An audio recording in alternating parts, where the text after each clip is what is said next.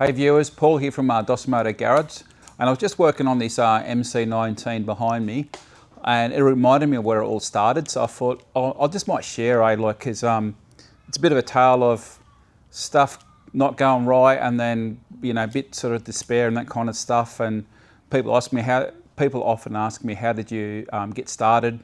So I thought I'll just share this quickly for you. So it would have been around 2000, year 2000, I had my car stolen. I just got married, didn't have much money. I got my car back, and unfortunately the damage that was done, it was going to cost a lot to rebuild it. So I was stuck without a vehicle.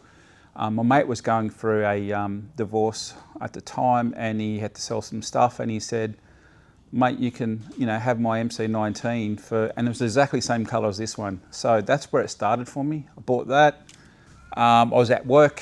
I changed jobs and it was work, and someone reversed into it, knocked it over and smashed it back. So guy smashed the front, he dropped it, and then it got reversed into. So I found a panel beater here in Russelvale, Chris. How you going, Chris?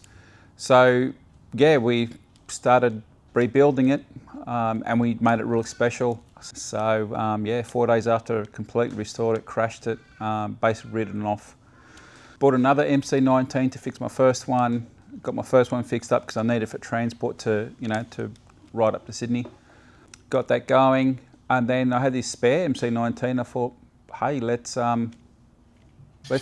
fix this up. And sorry, this is my phone. Let's fix this up, and then we'll restore it. All right, I better go. Sheesh.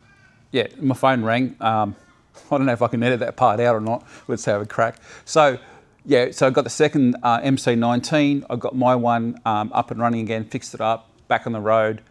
Done up the spare parts MC19, sold that, made a little bit of money, and I was like, this is interesting.